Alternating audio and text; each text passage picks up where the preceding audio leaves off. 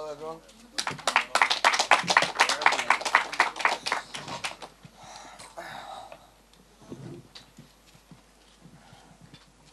Darren, congratulations. What a win in UFC Gdansk. Can you break that fight down for us?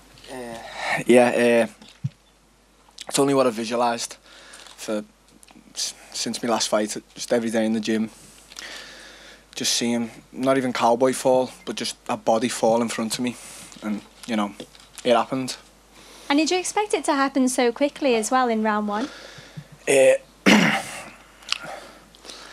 little bit, yeah. I expected like first, second round, just because of how powerful I am right now. I'm just so powerful, and I knew as soon as he walked in the cage that I had his number. He didn't know how to take me. When the fight was booked and that, and a lot of people are saying they don't know me, and Cowboy's like he doesn't care. And I never ever took disrespect or anything like that. But when people actually see me in the flesh and they see how I carry myself around, they see that it's not fake. I'm not like a fake confidence. I'm just totally believing myself. And when he walked into that cage, you could just feel it, that air of confidence from me, and I already knew I had him as soon as he walked in. So there was a little bit of drama at the end. You called out Mike Perry. Why was it him in particular that you wanted to fight? Well, I didn't call him out. He said that Cowboy was going to beat me on Twitter, and I said that he wouldn't. And after I beat Cowboy, I was in my mind going to call Mike Perry out, but he got the fight booked with Santiago, who I wanted to fight as well. So I don't really care about him now. The fight can happen if he beats Santiago, which I don't think he will do, and then we can get it on. But right now, he's got a fight book, so I don't really care. And if obviously that fight is next for you after that one with Santiago, can we expect to see UFC coming to Liverpool for a main event? Well, it has to now, doesn't it?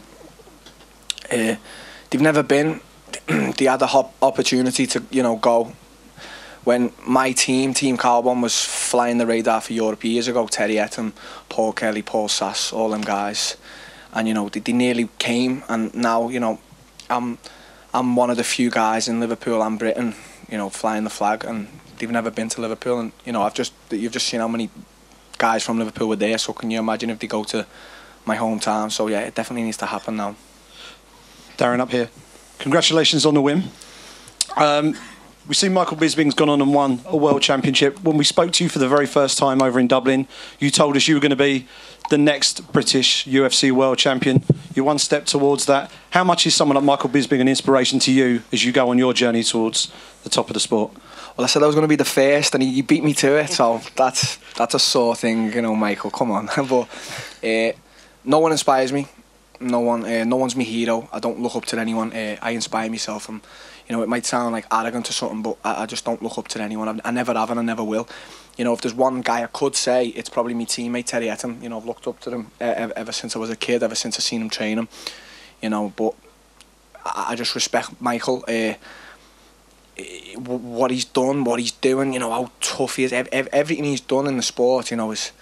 You have to take your hat off to a guy like him, but he doesn't inspire me. No one does. That's not an arrogant way or anything. It's just no one inspires me. And the talk of potentially the UFC coming to Liverpool. Liverpool is a very special sporting city. For those who perhaps don't quite have that grasp of that, explain just what a UFC event would be like if they did something at somewhere like the Echo Arena in Liverpool. I never forget Dana saying about Dublin, the way he said there was never an atmosphere like it. And, I fought in Dublin. Dublin's a crazy place, the fans are crazy for it. I think the Echo could really top that. I think Liverpool could definitely top it. When they get behind one of their own, they really get behind one of their own. You've seen them all then, they're going nuts, and this is Poland. Liverpool would just be insane. We've got the stadium there. I think it holds like 15,000, so the UFC needs to come to Liverpool. It's such a sporting city. MMA is coming now. You've got so many fighters, so many MMA fighters from Liverpool coming up. But if you just look at boxing, we've ruled for years in Britain. We're such a fighting city, and it needs to happen. I keep saying it, And last one from me. You're currently competing at welterweight. You're still quite young in the sport. How long do you think you can compete at 170 before maybe you have to start considering the potential move up to 185?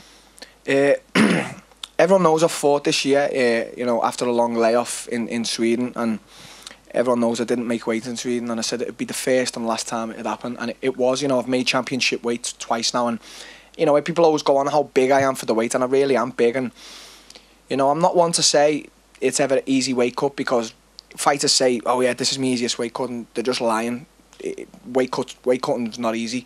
But this week, you know, I usually get prepared for a long sauna session, and you know, getting the last pounds off, and it's always a struggle. This week, you know, I started my weight cut on Thursday about 6 o'clock, and I was on weight by 9. You know, you see me having a glass of Coke, you know, so I've never done that in my life, and I haven't had 15 MMA fights. I've had a ton of Muay Thai fights. I've boxed, you know, I've never been able to do that. So right now, I'm strong at welterweight, but I definitely know I'm going to have to go up to middleweight and bust a few guys up there. So we'll see.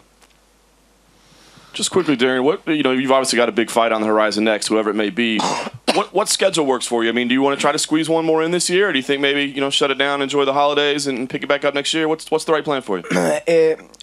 I would, but you know, you'd have your team around you, and they advise you best. And when you believe in your team and you trust your team, you listen to them. You know, I'd fight every week if I could, and I have. When I was a kid, when I was 16, 17, fighting professionally, I used to fight every 2 weeks. But right now it's different. You have to be smart, and you know, my manager Marcelo, he said he doesn't want me to fight again this year. He said he wants me to just, you know, have a month off, because I've had a 2-year layoff, and I've come back and I've just stormed the UFC again. You know, I've beat 2 top European prospects, and then I've just took out one of the all-time greats, Cowboy. So, you know, maybe I'm going to have a month off. You know, I've been working relentlessly in the gym, so I'm going to have a month off, you know, get bladdered a few times, and we'll see what, you know, the new year brings. But if a fight gets booked, you know, if the UFC say right now we agree to fight in December, I think I'll beg me coaches and my manager to take it. So, you know.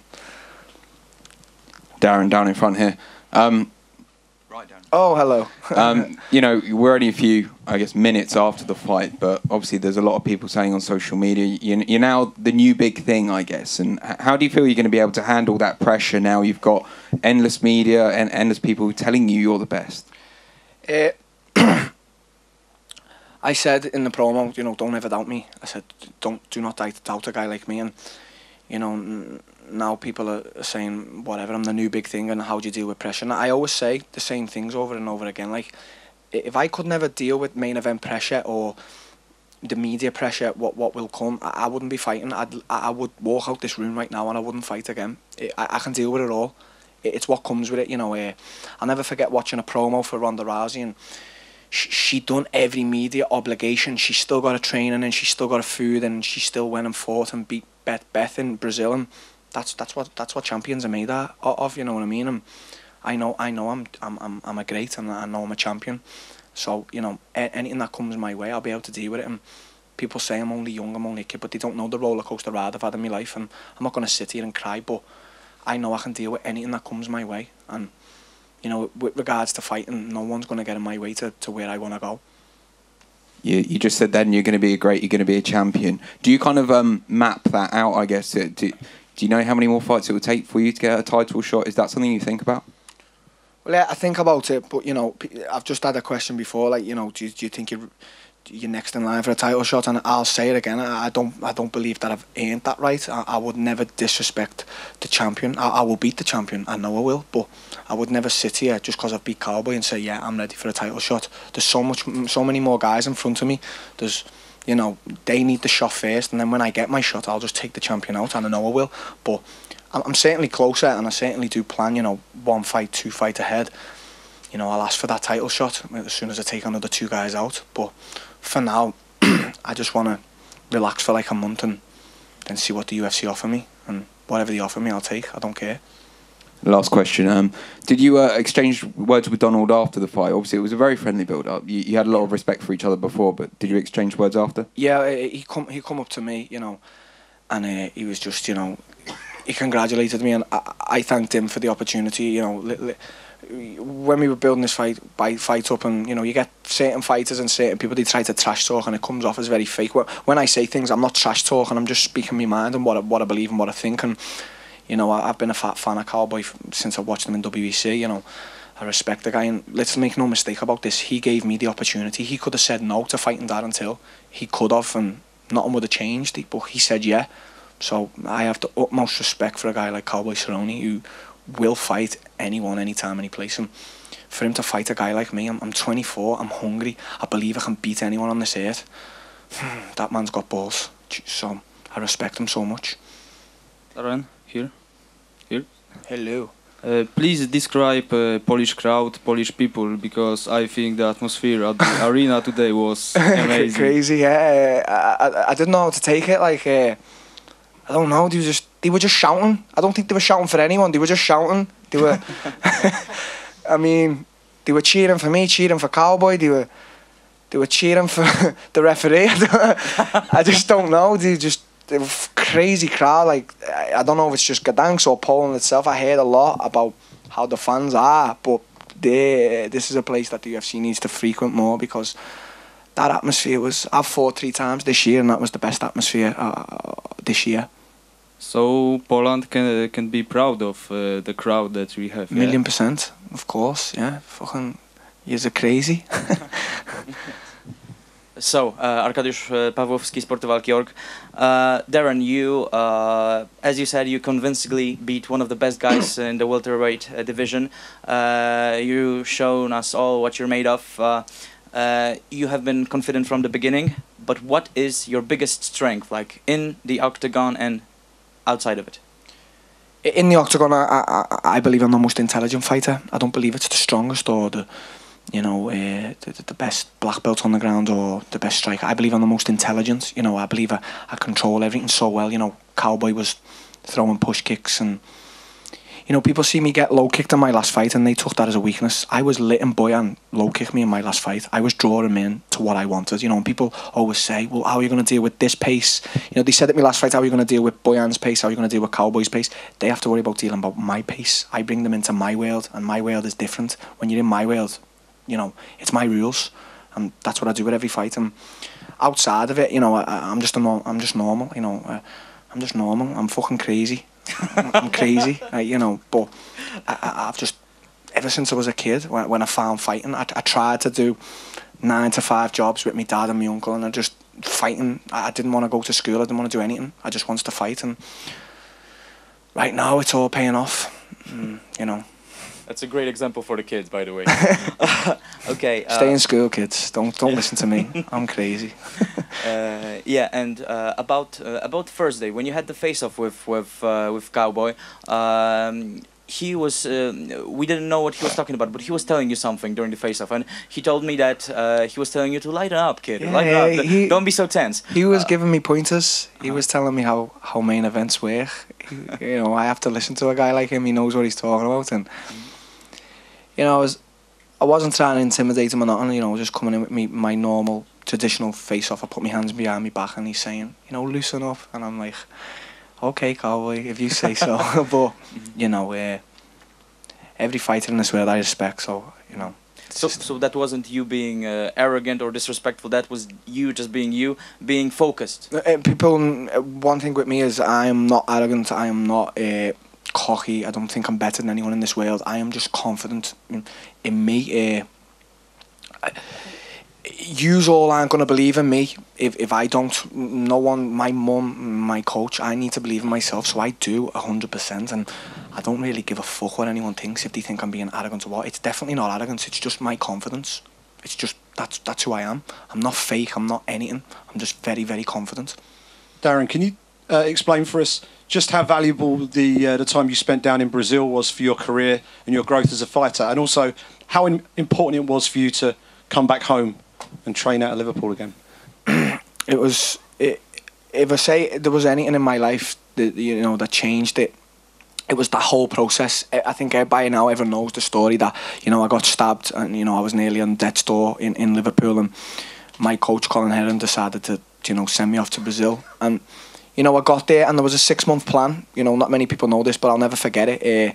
There was a date to come back to Liverpool. It was July 2013. I think it was the 13th of July 2013 to come back to England after being 6 months in Brazil. Like, that was 6 months was going to change me in Brazil. And I ended up, going out there, and as I've just said, I'm crazy. I got a girl pregnant, and she's like, well, what are you doing? You're going to stay or go? And I'm like, well, I've got to fucking stay now, haven't I? So, So let's make a life in Brazil, and that's what I did. You know, I adapted. I didn't speak any Portuguese, and you know, I'll never forget going into supermarkets and not being able to say a word, and the girls are all like and laughing at me because I didn't speak the language. And I thought, oh well, I'm gonna learn Portuguese now, and I'm just gonna set myself up out here, and I know that I'll get to the UFC doing that. And you know, everything I've said, I'm done. Everything I've said in my mind, I've done, and it's all coming true. And you know, it only comes true when you work hard and believe in shit like that. And what about coming home? Are you now back at home for good now, or are you going back to Brazil again eventually? Well, yeah, I've been back in Liverpool this whole year. You know, I felt like I needed to come back to you know, see Colin, and in my opinion, Colin's one of the best coaches in the world, and I wanted to really just get back and focus on striking and certain training things with Colin. I didn't come back for family or anything. I didn't, you know, you get certain fighters, you know, I always overhear them talking about how much they're missing the family after a month, and I think, mate, you need to shut up. I haven't seen my daughter for over a year, you know, and I'm dealing with that in my way. You know, I'm not sitting here crying, but you know, I haven't seen my own daughter face to face in 1 year. She's only 3, but I know what I'm doing is bigger than me and bigger than her. It's all for me and it's all for her, and you know, everyone that supports me. And right now, I'm just gonna live in Liverpool, go back to Brazil every time I can, and just keep it like that. Just keep it simple. Darren, here. Hello. Hey, congrats on your win. Thank you. So your previous fight was not very long time ago because you fought Bisping in Rotterdam. It was in September, and it went full distance, and it was a striking war. So you didn't have much time to recover. And did you have like any doubts or maybe hesitate that whether to take this fight with Cerrone or? I don't doubt ever. The UFC, I could come out this door now and they could say, Tyron Woodley is ready to fight next week. Would you fight him? And I wouldn't doubt that I'd go in there and beat him. I wouldn't doubt it. You know, I just don't doubt myself in anything I do. I just don't doubt myself. And, you know, it was a short time, and I'll never forget Sean saying, well, you should fight Cowboy. Would you do that? And I said, yeah. And then my manager said, well, wait, we need to speak. And I said, well, I want to fight him. And, you know, you could say 7 weeks was a short time, but to me, no, I'm not going to let an opportunity like that surpass me, and I didn't. And you know, look what's happened now. You know, every motherfucker who doubted me is now saying I'm the new superstar. So yeah, for real, there's gonna be a big hype. So prepare. Yeah, the hype's not real. Though. People need to believe. With me, with anyone, it's not about hype. It's about belief. Yeah, but people are finding out that there's someone like you, and exactly. It's gonna be a mess. Yeah. So again, I would like to swing back to this comparison with the previous fight with Bojan. Yeah. So it went full distance. It was a striking war. Yeah.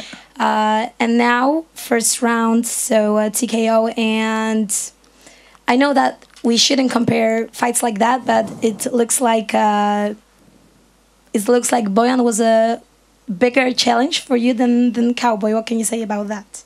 No. Can you compare them? Yeah, I can compare it. No, Bojan just didn't bring the best out of me. It was, I'm not disrespecting him, but it just wasn't hard. You just said it was a striking war. And, you know, people saying, oh, yeah. Like, you know, visually, because visually, we don't feel. Of course. Yeah. But, you know, like, I remember my coach, Colin, saying to me after the fight, why was you letting him low kick you? We all know you was doing it on purpose. And I was bringing him into my game, drawing him in, you know, letting him feel comfortable, getting that leg kick off. And I noticed that Cowboy tried to leg kick me a few times. And if you notice the fight with Bojan and Cowboy, when Bojan leg kicked me, I let him. When Cowboy did it tonight, I didn't let him. I didn't let Cowboy get into that. Every time he low kicked me, I threw the left hand if it landed or what. But no, Bojan wasn't a stronger competitor. I don't believe he brought the best out in me, and that's no disrespect to him. But I was, you know, too relaxed, having too much fun. Tonight, I wasn't here for fun with Cowboy. Cowboy's Cowboy. Thank you. Yeah. So you're very confident, obviously, and if you look at the division and you look at the other fighters in your division, who do you think that will give you the hardest fight of all of them? A guy that can bring me up my pace, a guy who can just come in, doesn't give a fuck about what I do, and just drives me to the fence, tries to throw me on my back and just beat the shit out of me. You know, I mean, I hope they're not watching now because they're all going to do it. Shit, what have I said? Do you have a name in mind? Sorry? Do you have a name in mind? I think really the hardest person in the welterweight division is Demian Maia. I do. It's just we've seen time and time again. You think, oh yeah, I can. It's mad being in that world of like the ground. I always think about with my coach Marcelo Brigadier when he'd call me to roll and I'd be like, I'm gonna do this, I'm gonna do that. They just bring you into this crazy world of false insecurity and they just fucking strangle the life out of you when they're ready. Good. And Demian does that. Demian doesn't come in to punch or whatever. He thought he was a striker a few years ago and he now he's gone back to what he knows, and he is, to me, I think he's the biggest challenge for anyone. I know Corby's fighting him now and Corby's a relentless wrestler. But I believe that Demian is the hardest fight in the welterweight division.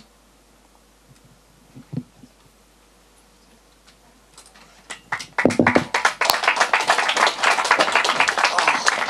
go and have a beer.